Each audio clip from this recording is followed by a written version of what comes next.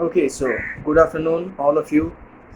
Today we will try to focus on a poem of the compulsory English syllabus, that is 3 Years She Grew by William Wordsworth. Before beginning the poem, I'd just like to express my feeling, that is, I hope that all of you are all right in this lockdown period in our fight against coronavirus. And I think, I believe we all think, not only me, that this situation, this green scenario, it is going to get over very, very soon. Okay, so let us now look at the very poem, 3 Years She Grew. Now, the poem is written by William Wordsworth. I believe almost most of you have heard about the poet William Wordsworth, and if you have gone through your school syllabus of 11 and 12, you might have some poems written by him, maybe one or two poems. So the basic thing is that I at least hope that you have heard his name. Let me just tell you about the author, just in brief. Mainly, Wordsworth is known as one of the romantic poets. By romantic poets, we just don't mean love in the very traditional sense that we talk about between a boy and a girl. Just not that thing. Here, the very word romantic, it actually talks about love for nature, love for God, respect for God. And Wordsworth has a philosophy. He feels that by worshipping nature, we can reach God. And why is that? Because God is the creator of everything. So definitely God resides in nature. This poem, this is also known as uh, a poem of nature, when nature walks as an educator, as a teacher. And when we talk about educator or a teacher, you can easily understand that something regarding teaching, incorporating some values, that is definite. Those things are definitely involved in this thing. In this poem, we will find that Wordsworth is actually talking about an imaginary girl whose name is Lucy. This poem is also known as Lucy poem, or one of Wordsworth's 5 Lucy poems. Who is Lucy? There is no proper proof that whether or not Lucy is a very real figure. So maybe there was someone who used to exist by this name. There is no such proof. At least the scholars, the critics of Wordsworth, they have not been able to give their answer. They have not been able to find it out. Now we can imagine, by judging through the other Lucy poems, that here Lucy can be Wordsworth's muse. Muse means an inspiration. You know that Wordsworth is a poet, and that makes him an artist.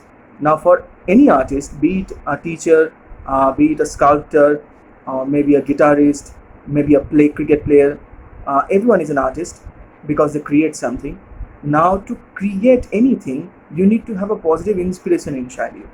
So, muse is known, MUSE. Muse is actually known as someone who can inspire that artist to bring out the best in him or her.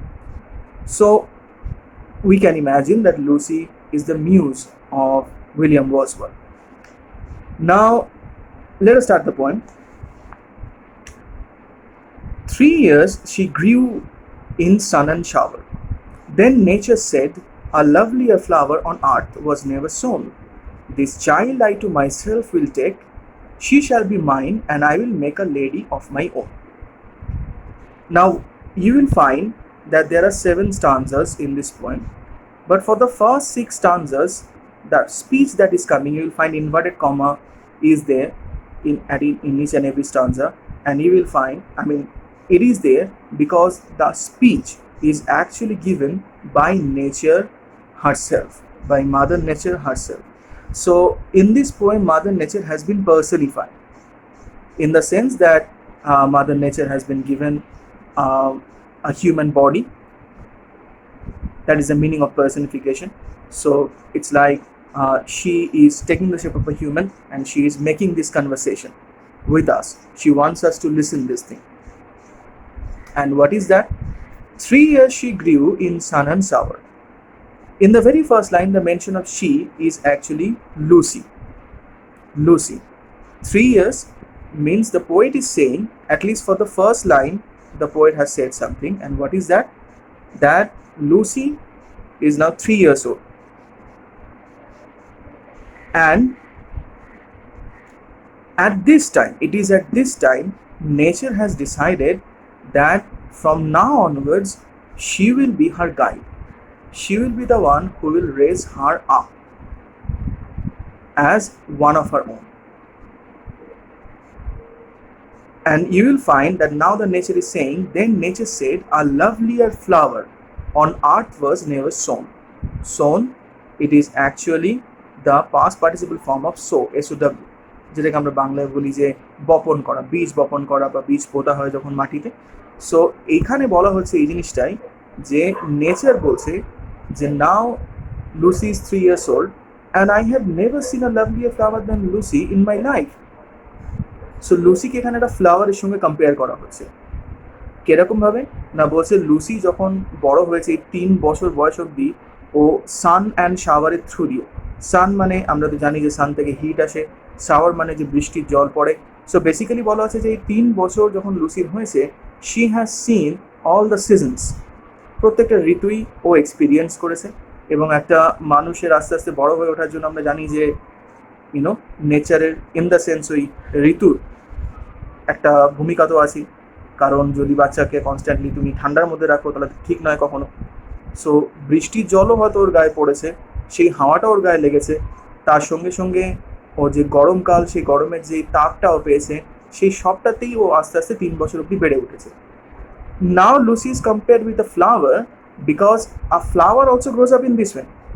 একটা flower কিন্তু আস্তে আস্তে এরকমভাবে বড় হয়, কারণ ওই কুড়ি থেকে যখন আস্তে আস্তে পুরো ফ্লাওয়ারে তৈরি হচ্ছে, তো যেহেতু নেচারের পার্ট ডেফিনেটলি, তো সেই জন্য আমরা বুঝতেই পারছি যে উই ক্যান ইজিলি আন্ডারস্ট্যান্ড যে বৃষ্টিও হচ্ছে, সূর্যের আলো পড়ছে ওই ফ্লাওয়ারটার ওপরে, সো বা ফুলের কুড়িটার ওপরে, ওই যে কুড়িটা থাকে যেখান থেকে আস্তে আস্তে ফুল তৈরি হচ্ছে বার্ড, সেটার ওপরে, এবং পরে আস্তে আস্তে সে ফুলে তৈরি হচ্ছে। সো ফুলটাও যখন কুড়ি থেকে আস্তে আস্তে ফুলে তৈরি হয়, তো তখনও ওর গায়ে যেরকম সূর্যের তাপ পড়ে, ওর গায়ে যেরকম বৃষ্টির জল পড়ে, ঠান্ডা হাওয়া ওর গায়ে যেরকম যায়, all these things they contribute in the growing up process of a flower.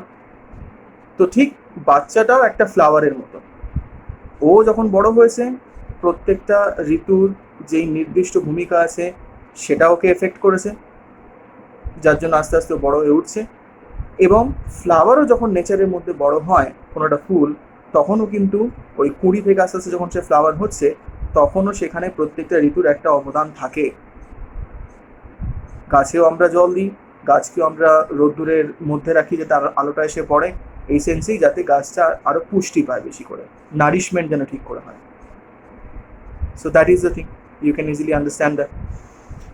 Now it is being said, the nature is saying, this child I to myself will take, she shall be mine and I will make a lady of my own. তো nature বলছে যে now Lucy is 3 years old. Now Lucy's parents, they don't have to worry about Lucy anymore because I will take care of Lucy. I will raise Lucy. I will educate Lucy. So nature বলছে যে আমি লুসির teacher হচ্ছি, আমি লুসির এখন থেকে বাবা মা, আমি ওকে বড় করে তুলব।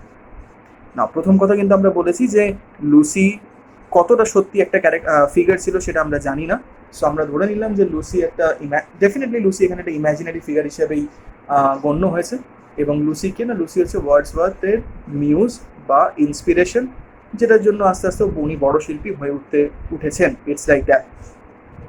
তো এই সব যে বাবা মার কথা আমরা বলছি, এটা সবটাই কাল্পনিক। তো সেখানে লুসি বলছে, সেখানে নেচার বলছে যে 3 বছর বয়স হয়েছে, আমি এবার লুসিকে আস্তে আস্তে বড় করব, আমি ওকে সব কিছু শেখাবো, আমি ওর গাইড হব, এবং নিজের মতন করে আ lady of my own, she shall be mine and I will make a lady of my own. মানে অ্যাজ ইফ যেন লুসিকে নেচার নিজের পজিশনের মধ্যে নিয়ে নিচ্ছে,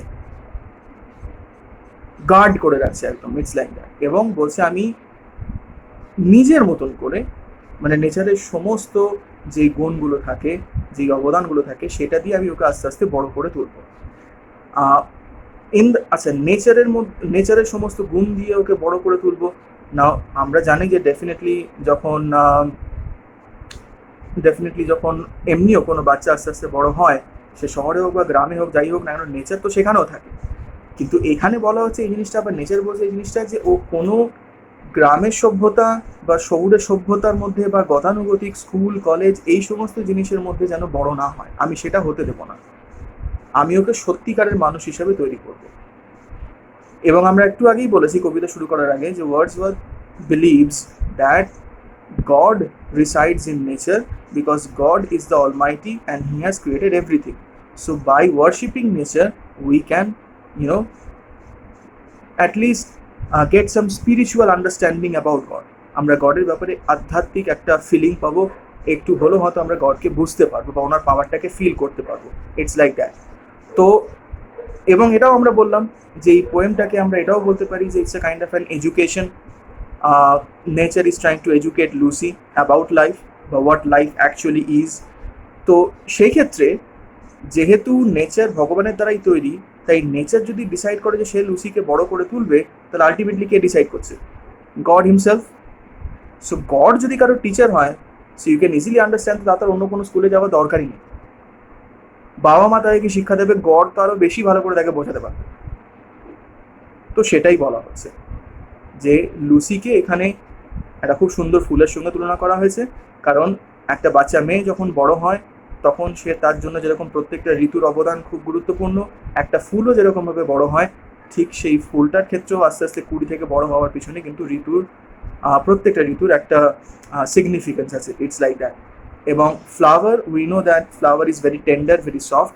এবং বাচ্চা অবস্থাতে তো মানে 3 years old বুঝতেই পারছি আমরা, সেই সময় সমস্ত যারা চিলড্রেনরা হয় তাদেরও নেচার যেটা হয় একই রকম হয়, they are very soft. It's like that. Now moving to the next stanza.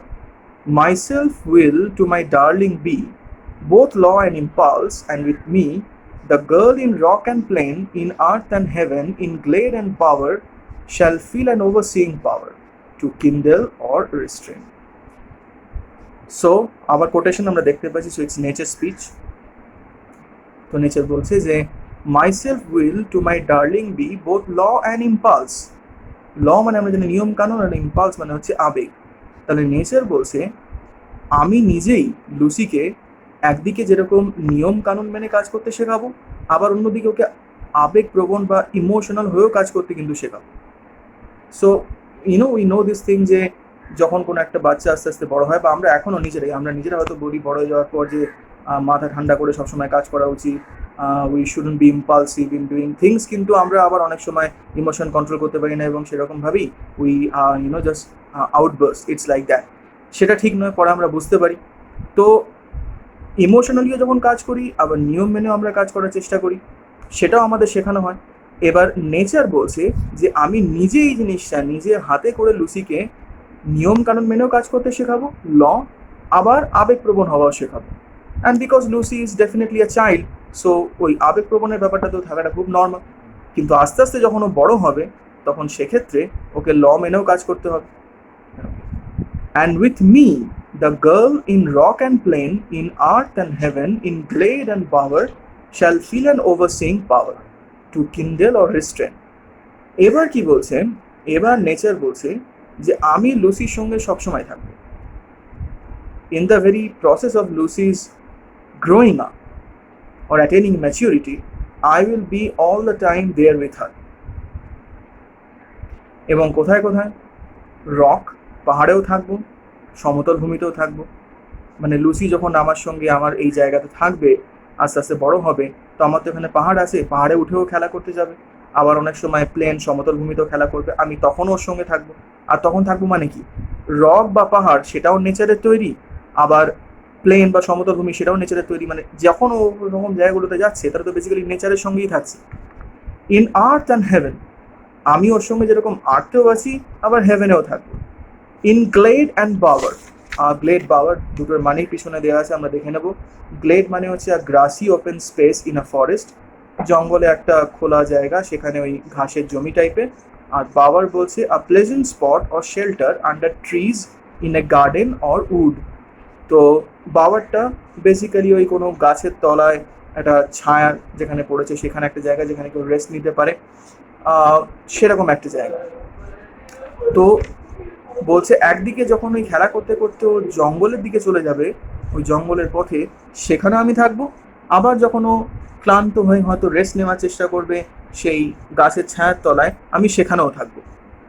দুটো জিনিসই, জঙ্গল, গাছের ছায়া, সবকটাই নেচারের যেহেতু পার্ট, তো সেই জন্য যখন নেচার বলছে যে আমি সবসময় নেচারের সঙ্গে থাকবো, লুসির ছোটোবেলা থেকে আস্তে আস্তে বড় হয়ে ওঠা অবধি আমরা ইজিলি বুঝতে পারছি যে কেন এই জিনিসটা, why this is the thing. shall feel an overseeing power to kindle or restrain। এবারে বলছে যে লুসি সবসময় ফিল করবে যে লুসিকে কেউ ওপর থেকে অবজার্ভ করছে, মানে আমি লুসিকে সবসময় অবজার্ভ করছি, মানে গড লুসিকে সবসময় অবজার্ভ করছে। ওভারসি, আমরা এটাও মানে পিছনে দেওয়া আছে দেখতে পাচ্ছি, সুপারভাইজ, মানে কেউ না কেউ লুসিকে সবসময় কনস্ট্যান্টলি ওয়াচ করছে। এবং কেন ওয়াচ করছে? টু কিন্ডল, মানে ইন্সপায়ার করতে কখনো যে ভালো কাজ করো, আবার যদি লুসি কখনো হয়তো কিছু একটা এমন কাজ করছে যেটাতে হয়তো ক্ষতি হতে পারে, সেটা থেকে আটকাতে। তাহলে আমরা বুঝতে পারছি যে আমরা যখন বাড়িতে থাকি বা আস্তে আস্তে যখন বাড়িতে বড় হই, তখন ছোটোবেলা থেকে বড় হওয়াতে আমরা বিভিন্ন জায়গাতে খেলাধুলো করার জন্য যাই, বিভিন্ন রকম বদমাশিও আমরা করি, তখনও যেরকম বাবা মা আমাদেরকে অ্যাকম্পানি করে। আর আমরা যখন কোনো ভুল কাজ করার পথে এগোই, বাবা মা আমাদেরকে সাবধান করে, আবার যখন ভালো কাজ করতেও তারা আমাদেরকে উৎসাহ দেয়। তো এটা তো ঘরে হয়, কিন্তু এই সমস্ত জিনিস আরও বেশি করে কে শেখাতে পারে? নেচার।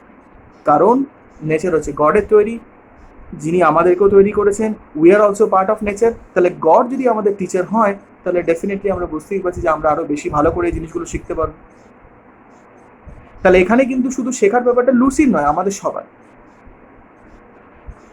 মানে আমরা সবাই যেন লুসি, ইটস লাইক দ্যাট। আমরা সবাই শিখছি নেচারের থেকে, এবং নেচারের প্রত্যেকটা জিনিসের থেকে, যেটা আমরা একটু পরে জানতে পারবো। এখানে তো আমরা আপাতত রক মানে পাহাড়ি এলাকা, প্লেন মানে সমতল ভূমি, তারপরে গ্লেড একটা ফরেস্টের ভেতরে কোনো একটা ঘাসের জায়গা, আবার বাবার গাছের তলায় একটা ছায়া, তো এই সবগুলো নেচারের পার্টে, সবগুলো থেকে আমরা বিভিন্ন ধরনের এক্সপিরিয়েন্স গেন করতে পারি, যেটা লুসি গেন করছে, সেটাই বলা হচ্ছে। তাহলে এবং আরেকটা ইন্টারেস্টিং জিনিস আমরা দেখছি যে এই যে rock and plain, earth and heaven, glade and bower, এই সবগুলো দেখ, all this things are like opposite of each other. পাহাড়, তার অপোজিট হচ্ছে সমতল ভূমি। আর্থ মানে পৃথিবী, তার অপোজিট হচ্ছে হেভেন। গ্লেড, যেটা আমরা বললাম যে ফরেস্টের ভেতরে বা বনের ভেতরে একটা হয়তো ঘাসের জমি টাইপের। আর বাওয়ার, সেটা হয়তো নর্মাল কোনো বাড়ি সংলগ্ন এলাকায় গার্ডেন আছে, সেখানে হয়তো গাছের যে ছায়া, সেটা। সো একটা আর একটার অপোজিট। এবং এই জিনিসটাও খুব ইচ্ছে করে নেচার আমাদেরকে বলছেন, কবি লিখেছেন তার ওয়ার্ডগুলো চুজ করে, এটা বোঝানোর জন্য যে লুসির লাইফে একটা ব্যালেন্স থাকছে। দুটো বিপরীত জিনিস যখন দেওয়া হচ্ছে, লুসি ব্যালেন্স করা শিখছে, যে লাইফে সব কিছুই এক্সপিরিয়েন্স করতে হয়। পাহাড়ের যদি ওঠার ডিফিকাল্টি থাকে, সমস্যা, সমতল ভূমিতে সেটা নেই। বনের মধ্যে একটা ঘাসের জমি, আর ঘর সংলগ্ন এলাকায় একটা গাছ, তার তলায় ঠান্ডা যে ছায়াটা আছে সেখানে বসে রেস্ট করা। হয়তো ফরেস্টের ভেতরে একটু ডেঞ্জার থাকতে পারে, কিন্তু যেটা ঘর সংলগ্ন এলাকা সেখানে কোনো ডেঞ্জার নেই। It's like that. সো একটা ব্যালেন্স তৈরি হচ্ছে লুসির লাইফের ভেতরে। এবং যেটা বললাম যে এখানে সেকেন্ড স্টান্সে যখন হচ্ছে, সেখানে কি বলা হচ্ছে যে shall feel an overseeing power. Lucy এটাও বুঝতে পারবে যে কনস্ট্যান্টলি ওকে অবজার্ভ করছে, ওকে ওয়াচ করছে, এবং সেটা গড বা নেচার নিজেই। এবং কিসের জন্য অবজার্ভ করছে? না টু কিন্ডল, ইন্সপায়ার করতে কখনো যে তুমি ভালো কাজ করো, আবার রেস্ট্রেন করতে যে যদি কখনো লুসি এমন কোনো কাজ করে যেটার জন্য নিজের সমস্যা হতে পারে, সেটা থেকে ওকে আটকাতে। Third stanza, she shall be sportive as the fawn that wild with glee across the lawn or up the mountain springs, and hers shall be the breathing balm, and hers the silence and the calm of mute insensate things। এবার বলছে লুসির আর কিভাবে চরিত্র তৈরি হচ্ছে, nature কিভাবে তৈরি করবে। Lucy এবার একটুখানি বড় হয়েছে, তখন 3 বছর ছিল, এবার একটু বড় হয়েছে। এবং এখন কিরকম না, লুসি প্রচণ্ড পরিমাণে এনার্জেটিক, প্লেফুল, কিসের মতন? Von, baby deer. ফন মানে হচ্ছে বেবি ডিয়ার। তাহলে হরিণের একটা বাচ্চা, সে যতটা এমনি হরিণ আমরা জানি চঞ্চল, তো হরিণের বাচ্চা তো আরও বেশি চঞ্চল হবে। তো সে যতটা চঞ্চল, সে যতটা প্রাণবন্ত, সেই প্রাণবন্ত ব্যাপারটা বা হওয়ার ব্যাপারটা লুসিও শিখবে। এবং ও সেরকম প্রাণবন্ত হয়ে ঘাসের জমির উপরে এদিক থেকে ওদিকে ছুটে ছুটে বেড়াবে, মানে ফ্রি একদম, কেউ ওকে আটকাবে না। নেচার দেখছে, ডেফিনেটলি গড সব কিছুই দেখছে, সমস্যা হলে নিশ্চয়ই আটকাবে, কিন্তু এমনি free, lots of freedom is given. তো এমনিও যখন কোনো বাচ্চা আস্তে আস্তে বড় হয় তখন তাকে বাইরে পার্কে বাবা মা খেলতে নিয়ে যায়, কিন্তু সেখানে তো খুব একটা বেশি ফ্রিডম তাকে দেওয়া যায় না। কিসের তুলনায়? না, যখন কেউ নেচারের মধ্যে বড় হচ্ছে, নেচারের একটা পুরো ফরেস্টে ঘাসের একটা জমি আছে, সেখানে যখন সে ছুটে ছুটে বেড়াচ্ছে, তাহলে সে কতটা ফ্রিডম এনজয় করছে। সুইসাইড। তাহলে এই অবস্থায় যে বড় হচ্ছে, তাহলে তার যে বড় হওয়ার ভেতরে যে গুণগুলো সে আস্তে আস্তে উপলব্ধি করছে, সেটা অনেকটা বেশি কার্যকরী হবে, এফেক্টিভ হবে। তো লুসি এবারে যখন আস্তে আস্তে বড় হচ্ছে, বলছে সে প্রাণবন্ত হচ্ছে একটা বাচ্চা ডিয়ারের মানে একটা ডিয়ারের বাচ্চার মতো, এবং সে ঘাসের জমির ব্যাপারে ছুটে ছুটে বেড়াচ্ছে। আবার কখনো সে মাউন্টেনের ওপরে চলে যাচ্ছে, স্প্রিং, সেই সমস্ত জায়গাগুলো থেকে যেখানে হয়তো যেখান থেকে ঝর্ণা পড়ছে, সেই অবধি সে উঠে চলে যাচ্ছে। সে কখনো সমতল ভূমিতে আছে, আবার কখনো উপরে চলে যাচ্ছে, মানে সে চঞ্চল basically. And hers shall be the breathing balm, and hers the silence and the calm of mute insensate things. Insensate মানে হচ্ছে নির্জীব। আচ্ছা, এখানেও একটা ব্যালেন্সের ব্যাপার আছে। সেটা কিরকম? না, নেচার বলছে যে লুসি যেরকম একদিকে এরকম প্রাণবন্ত হওয়া শিখছে বা এদিক ওদিক ছুটে বেড়াচ্ছে একটা ডিয়ারের বাচ্চার মতন, আবার অন্যদিকে সে শান্ত হওয়াও শিখবে, সে চুপচাপ থাকাও শিখবে। এবং সেটা কার থেকে? না, পৃথিবীতে যে নির্জীব জিনিসগুলো আছে, নিষ্প্রাণ জিনিসগুলো, সরি, ইনসেনসেট মানে things that don't contain life, নির্জীব মানে চেয়ার টেবিল, বা হয়তো এমনি নর্মাল হয়তো জাস্ট কোনো একটা জমি। সো বেসিক্যালি যেখান থেকে মানে যে সমস্ত জিনিসগুলোর ভেতরে প্রাণ নেই, সেই জিনিসগুলো যতটা চুপচাপ থাকে, যতটা শান্ত থাকে, সেই লেভেলে শান্ত হওয়া, সেই লেভেলে চুপচাপ থাকার ব্যাপারটা আমাদের লুসিও শিখবে। সো একদিকে যেরকম ও প্রাণবন্ত হবে, এবং কিসের মতন প্রাণবন্ত? না, একটা হরিণের বাচ্চা সে যতটা প্রাণবন্ত হয়, সে যতটা প্লেফুল হয়, আবার অন্যদিকেও ততটাই শান্ত হবে, ততটাই চুপচাপ থাকবে। কিসের মতন? না, যারা যে সমস্ত জিনিসের কোনো প্রাণ নেই তারা যতটা নির্জীব, কারণ ডেফিনেটলি তারা তো দে আর লাইফলেস, সো তারা সবসময় শান্ত। সো এইটাই বোঝানো হচ্ছে, মানে এখানে হয়তো একটা কোয়েশ্চেন উঠতে পারে যে এইরকম একটা জিনিসের থেকে শান্ত হওয়া শেখার কি মানে, যার কোনো প্রাণী নেই। পয়েন্টটা হচ্ছে এইটাই, বা কারণটা হচ্ছে এইটাই, কারণ নেচার বলছে যে আমি ওকে যেটাই শেখাবো সেটা বেস্ট হবে।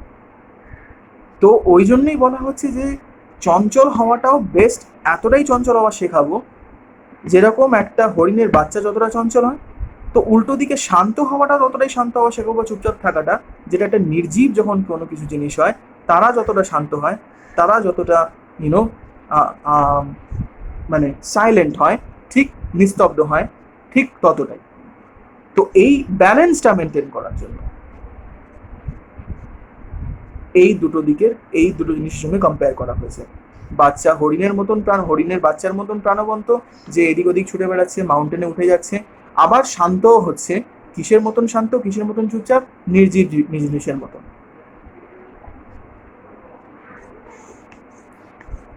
The floating clouds their state shall lend to her, for her the willow bend, nor shall she fail to see, even in the motions of the storm, grace that shall mold the maiden's form by silent sympathy.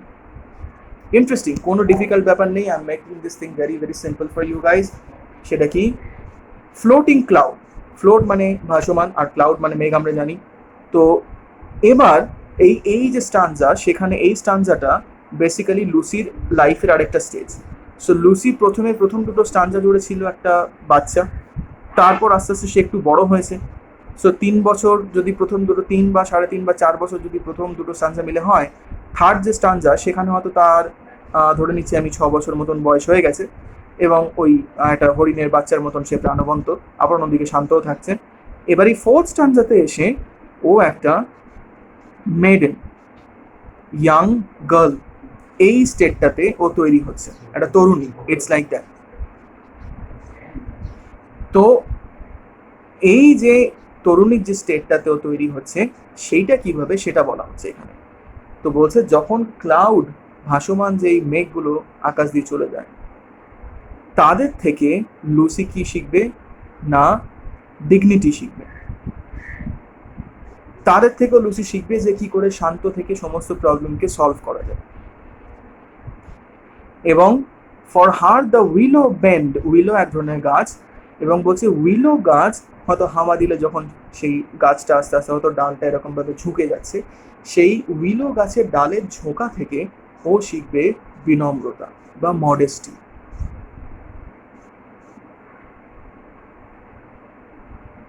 হয়তো modesty মানে আমরা নিশ্চয়ই জানি যে নিজের উপরে খুব একটা অহংকার দেখানো নয়, হয়তো নিজের ভুল থাকলে সেই জিনিসটাকে অ্যাকসেপ্ট করে নেওয়া, অন্যদেরকেও প্রাধান্য দেওয়া, অন্যদের কথাটাও শোনা। সো সেটাকে মাথা ঝোঁকানো হিসেবে বলা হচ্ছে, তবে এখানে মাথা ঝোঁকানো কোনো অসম্মান সেন্সে বলা হচ্ছে না, এটাকেই বিনম্রতা হিসেবে বলা হচ্ছে। তো যখন ক্লাউড ফ্লোট করছে, সেই ক্লাউড ফ্লোট করা একটা খুব শান্তভাবে তারা ফ্লোট করে, কোনো আওয়াজ হয় না তাতে। তো সেখান থেকে লুসি এই জিনিসটাও শিখবে যে লাইফে আস্তে আস্তে কী করে বিভিন্ন যখন সমস্যাগুলো হয় সেগুলোকে ঠান্ডা মাথায় ডিল করা উচিত, ওর ডিগনিটি বা ডিগনিফাইড হওয়া সেখান থেকে শিখবে। আর উইলো ট্রি যখন বেন্ড করবে, হয়তো হাওয়া যখন দেবে, ওর গাছের ডালগুলো যখন আস্তে আস্তে নিচের দিকে ঝুঁকবে, সেটা কি বেন্ড বলছে, সেই ঝোঁকা থেকে বা ওই ডালের ঝোঁকাটাই লুসিকে শেখাবে। ওরা হচ্ছে দুজন টিচার, শেখাবে যে কী করে তুমি বিনম্র হও, কী করে তোমাকে মডেস্ট হতে হবে, কী করে তুমি অহংকার দেখাবে না। সো আমরা বুঝতে পারছি যে নেচার কিন্তু লুসির বিভিন্ন জিনিসের জন্য বা বিভিন্ন গুণগুলো যাতে লুসি অ্যাচিভ করে তার বিভিন্ন সময় হয়তো এক একজন টিচারকে ঠিক করে রেখেছে। নিচে যদি একটা বড় স্কুল হয় বা সেই স্কুলের হেডমাস্টার যদি নেচার হয়, মানে গড নিজে যদি হয়, তাহলে আরও বিভিন্ন টিচাররা আছে যাদেরকে নেচার বা গড নিজেই ঠিক করে রেখেছে যে লুসিকে কে কী শেখাবে। How beautiful. এবার আরেকজন টিচারের কথা বলা হচ্ছে, সে কে, nor shall she fail to see even in the motions of the storm grace that shall mold the maiden's form by silent sympathy। বলছে যখন ঝড় হয়, সরি ঝড়ে তো প্রচণ্ড তাণ্ডব হয়, আমরা জানি সবাই, সে কালবৈশাখী হোক বা সাইক্লোন হোক বা টর্নেডো হোক, যাই হোক না কেন সব কিছু ধ্বংস হয়ে যেতে পারে সেখানে, কিন্তু সেই ঝড়ের এই তাণ্ডব নেচারটার মধ্যেও লুসি খুঁজে পাবে একটা অ্যাট্রাকটিভ নেচার, একটা এলিগেন্স, একটা মাধুর্য। যেই জিনিসটাও তো ওই প্রথমে ডিগনিটি যেটা ক্লাউডের থেকে, তারপরে মডেস্টি যেটা উইলো ট্রির থেকে, তারপর মাধুর্য শেখা যেটা স্টর্ম থেকে, সেই সবগুলো লুসিকে আস্তে আস্তে একটা খুব সুন্দর তরুণীতে, যে আস্তে আস্তে মেন্টালি ম্যাচিওর হচ্ছে, সেই পর্যায়ে নিয়ে যাচ্ছে। এবং এই সব জিনিসগুলো লুসি বেশি কোনো মানে তাকে বেশি খাটাখাটনিও করতে হচ্ছে না, এই জন্য এফার্টলেসলি সেই জিনিসগুলো শিখে যাচ্ছে। কেন? কারণ সে নেচারের ভেতরে আছে। তো যেহেতু নেচারের ভেতরে আছে, সেই জন্য নেচারের প্রত্যেকটা জিনিসের সঙ্গে সে ফ্যামিলিয়ার ওয়াকিবহ, so you can easily understand যে কেন ওকে বেশি খাটতে হচ্ছে না। That's the thing. The stars of midnight shall be dear to her, and she shall lean her ear in many a secret place, where rivulets dance their wayward round, and beauty born of murmuring sound shall pass into her face. Okay. তো এইখানে nature কি বলছে, এই স্টান্সাতে দাঁড়িয়ে fifth স্টান্সা, nature এখানে বলছে যে midnight star মানে মধ্যরাতে যে স্টার, সেই স্টার্সগুলোর এতটা উজ্জ্বলতা থাকবে, ব্রাইটনেস থাকবে, যেটা থেকে লুসি শিখবে ভালোবাসা, love. Lucy will fall in love with that brightness of the star, with that beautiful part of the nature, that elegance of nature, এবং সেখান থেকে আস্তে আস্তে হাউ টু লাভ এই কনসেপ্টটা শিখবে। তার এটা আরেকটা টিচার হয়ে গেল, আমরা বুঝতে পারছি। এবং তারপর কি না, লুসি যেহেতু অলরেডি এই আস্তে আস্তে বড় যখন হচ্ছে, নেচারের মধ্যে থেকে বড় হচ্ছে, নেচারের সমস্ত গিফটসও পাচ্ছে, এত সুন্দরভাবে ওকে পড়ানো হচ্ছে সব জিনিসগুলো খুব ন্যাচারাল ওয়েতে, একদম truest sense of the term natural ওয়েতে। সেই জন্য নেচারে অনেক সিক্রেট জিনিস এমন থাকে যেগুলো হয়তো আমরা যারা সাধারণ মানুষ তারা অতটা সহজে খুঁজে পাবো না বা বুঝতে পারবো না, কিন্তু লুসি পারবে। এবং কিরকম সিক্রেট বলছে, ওয়ার রিভিউলেটস, রিভিউলেটসের মানে আমরা দেখিনি, পিছনে দেওয়া আছে,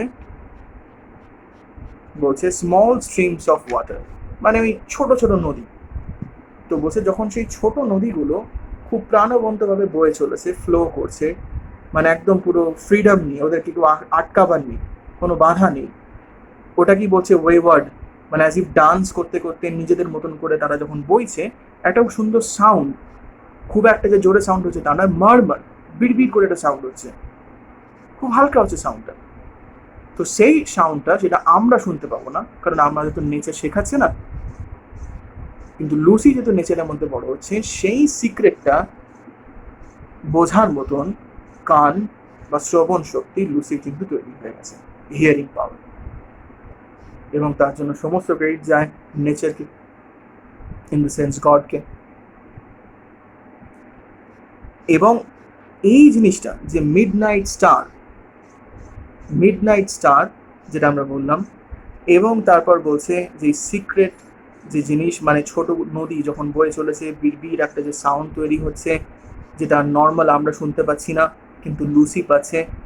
এই সাইট অ্যান্ড সাউন্ড, মানে এই যে দৃশ্য এবং এই যে সাউন্ডটা, আওয়াজটা, এই দুটো মিলে যে বিউটিটা তৈরি হচ্ছে নেচারের, সেইটা লুসির ফেসে স্পষ্ট উঠে আসছে। There is a reflection of that blend of beauty, যেটা লুসির ফেসে আমরা দেখতে পাচ্ছি, এবং লুসি আরো অ্যাট্রাকটিভ হচ্ছে। Physical beauty of Lucy. Lucy doesn't have to wear any kind of cosmetics. She doesn't have to apply any kind of cosmetics like we have. I mean, the things that we have to apply when, because we are, just living in normal civilization. That's the thing. কিন্তু লুসির ক্ষেত্রে কোনো মেকআপের দরকার পড়ছে না। তার যে সৌন্দর্য, তার যে বিউটি, সেটা বিউটিফাই হচ্ছে নেচারের মধ্যে থাকার জন্য। নেচারের যে সাইট অ্যান্ড সাউন্ড আছে, সাইট মিডনাইটে স্টার্সের যে ব্রাইটনেস, সেটা থেকে যেটা বললাম যে লুসি শিখছে how to fall in love. আর লুসির এতদিনের যে এক্সপিরিয়েন্স নেচারের মধ্যে থাকার জন্য, আস্তে আস্তে ওখানে বড় হয়ে ওঠার জন্য, that she now is able, she has the power to listen, to feel the secrets of the nature. এবং সেই সিক্রেটস কোনটা না, ওই ছোট নদী রিভিউলেটস, সেগুলো যখন ফ্লো করছে নিজেদের মতন করে, because they are free, and so as if like that they are dancing, and when they are dancing in that movement there is a sound that is getting created, and that sound is not very prominent, it is a murmuring sound. That's why we cannot listen to that sound, but Lucy can. তো এই যে sound আর ওই যে site of the star, সেই দুটো মিলে যে blend of beauty তৈরি হচ্ছে, সেইটা লুসির ফেসে রিফ্লেক্টেড হচ্ছে, and that is working as a cosmetic. How beautiful. Sixth stanza. And vital feelings of delight shall rear her form to stately height. Her virgin bosom swell, such thoughts to Lucy I will give, while she and I together live here in this happy dell. Dell মানে হচ্ছে উপত্যকা বা valley. এখানে মানে দেওয়া আছে যে basically del মানে স্মল উডেড ভ্যালি। তো এই ফরেস্টের মধ্যে একটা ভ্যালি। তো এই উপত্যকার ভেতরে লুসি আছে, এই ভ্যালির ভেতরে লুসি বড় হচ্ছে, নেচার তার টিচার, সেই ফিলিংটা নিয়ে। এবং এই স্টানজাতে, এই সিক্স স্টানজাতে লুসি কিন্তু অলরেডি একটা ম্যাচিওর্ড উমেনে তৈরি হয়ে গেছে, পরিণত হয়ে গেছে। এবং সেটা কিসের জন্য না, এই এত যে এই বাকি পাঁচটা স্টানজাতে যেই এক্সপিরিয়েন্সগুলো লুসি গেইন করেছে, সেকেন্ড স্টানজাতে যেখানে লুসি ওই ল, ইম্পালস, নিয়ম এবং তার সঙ্গে সঙ্গে আবেগ প্রবণতা, তারপর নেচার বলছে আমি সবসময় ওর সঙ্গে আছি, যে বৈষম্যতা দেওয়া হয়েছে ব্যালেন্স বোঝাবার জন্য লুসির লাইফে। তারপর বলছে যে ও সবসময় বুঝতে পারবে যে ওকে কেউ ওয়াচ করছে, ভালো কাজ করাতে ইন্সপায়ার করার জন্য, আর যদি ও কোনো ভুল কাজ করে সেখান থেকে আটকাবার জন্য। তারপর যখন আস্তে আস্তে আরেকটু বড় হয়ে উঠেছে, যেখানে খুব প্রাণবন্ত, playful, like the baby of a deer.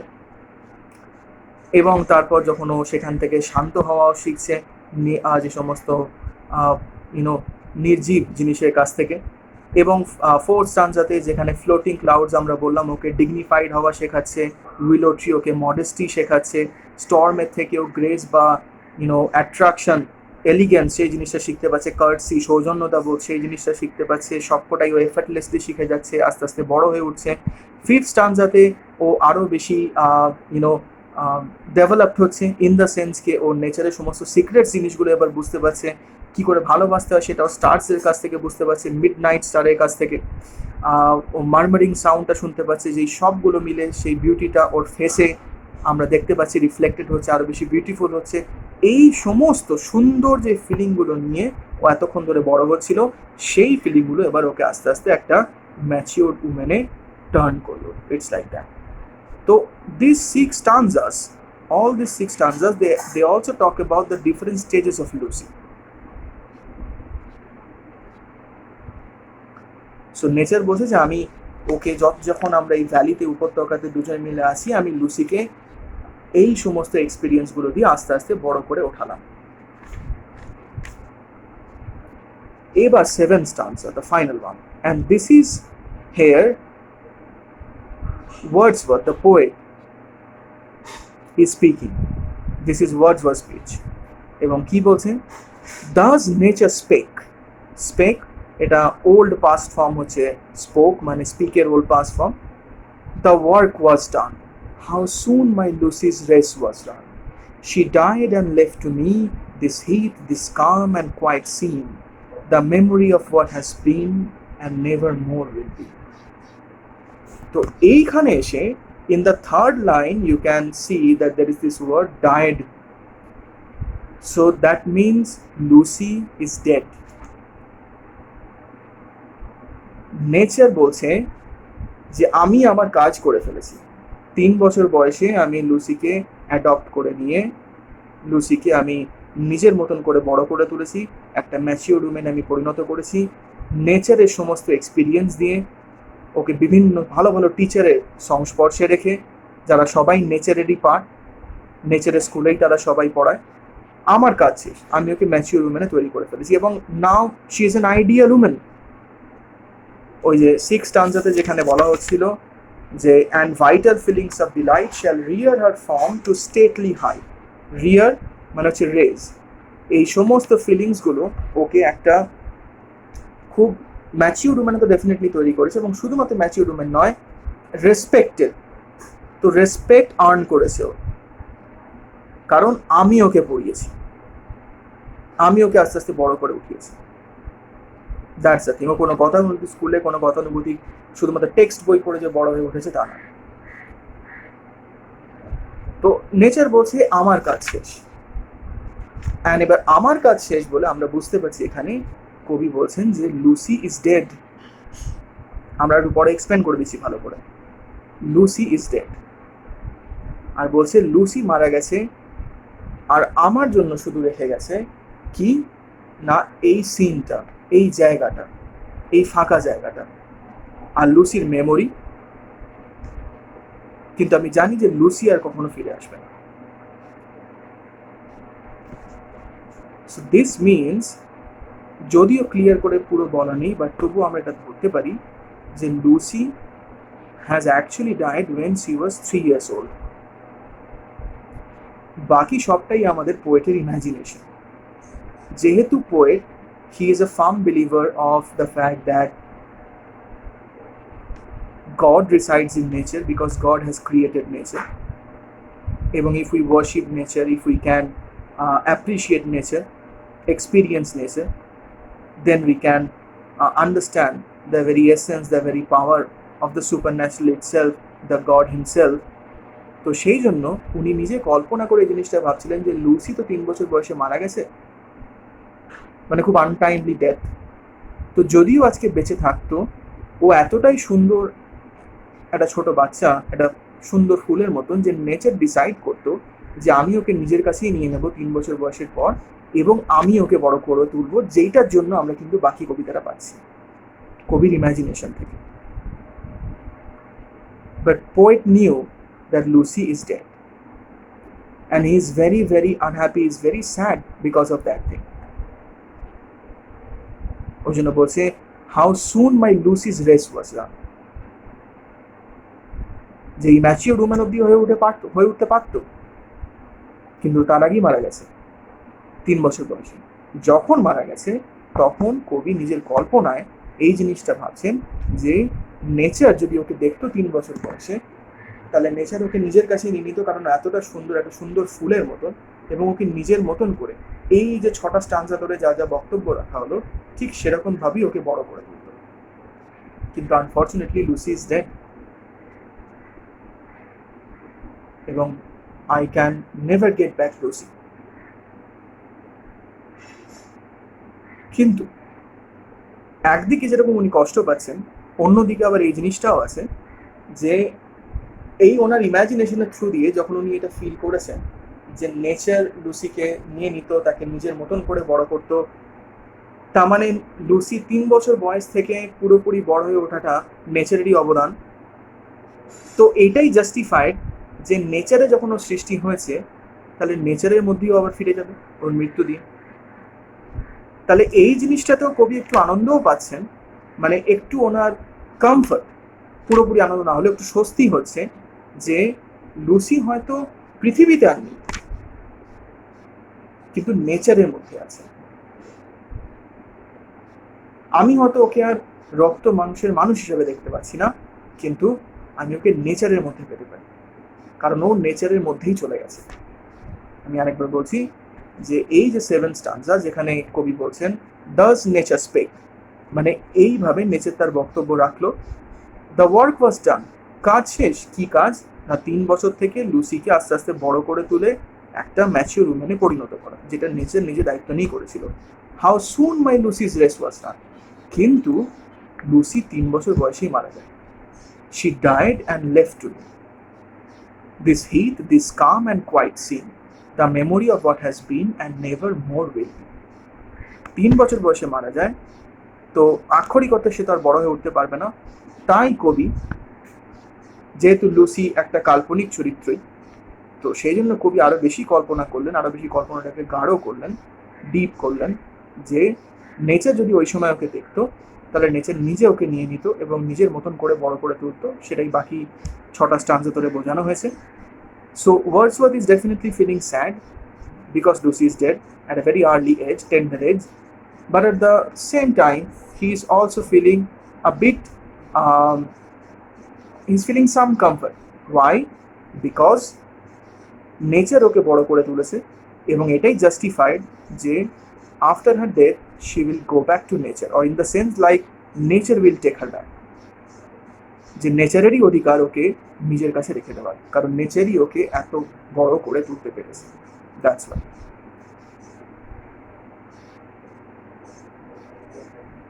So basically this is the thing. এখান থেকে যেটা আমরা শুরু করেছিলাম যে nature is working here as an educator, সেই জিনিসটাই আমরা দেখতে পাচ্ছি যে নেচারই ওকে কীভাবে আস্তে আস্তে বড় করে তুললো। এবং ওয়াটসন এটাই বলতে চাইছেন যে প্রত্যেকটা মানুষের লাইফে নেচারের একটা বড় পার্ট আছে ইন দেয়ার আপব্রিঙ্গিং। সে শুধুমাত্র যে স্কুলে পড়ছে, কলেজে যাচ্ছে, অফিসে যাচ্ছে, সেখান থেকে যে শিখছে বা উপলব্ধি করছে, বড় হয়ে উঠছে, সেটা নয়। তার বড় হয়ে ওঠার পিছনে definitely nature plays the most vital role, that is the thing. সেটাই এখানে বোঝানো হয়েছে।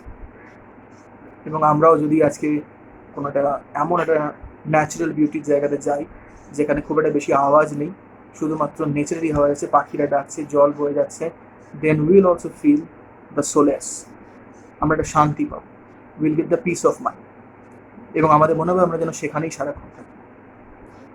সো একটা জিনিস যে লুসি কিন্তু বেসিক্যালি একটা কাল্পনিক চরিত্র। এখানে আমরা বলেছি লুসি হচ্ছে ওয়ার্ডসওয়ার্থের ইন্সপিরেশন, তার মিউজ যেটা মানেই আমরা বললাম যে প্রেরণা দেয়। একজন শিল্পী বিভিন্ন শিল্পীর প্রেরণা দেওয়ার জন্য প্রেরণা মানে পাওয়াটা খুব দরকার থাকে, তাহলে তারা তাদের বেস্টটা কখনোই দিতে পারে না। তো লুসিকে এখানে ওয়ার্ডসওয়ার্থ সেরকমই কল্পনা করে তার বাকি কবিতাটা লিখেছেন। আর মারা যাওয়ার ব্যাপারটা আমরা বললাম যে মানে বেসিক্যালি লুসি কোনো সত্যিকারের মানুষ হিসেবে হয়তো মারা যায়নি, জাস্ট কল্পনায় মারা গেছে, সেই হিসাবেই জিনিসটাকে বোঝানো হয়েছে।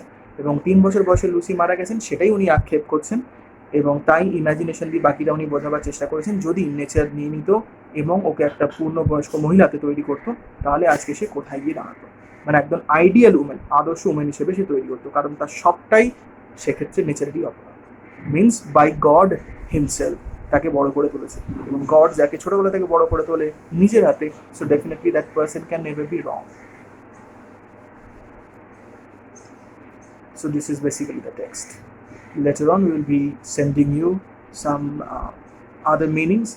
For the time being, you go to the glossary, see the grammatical sections, go to the answer also, and we will be sending you some other words and some study material regarding this thing. Thank you.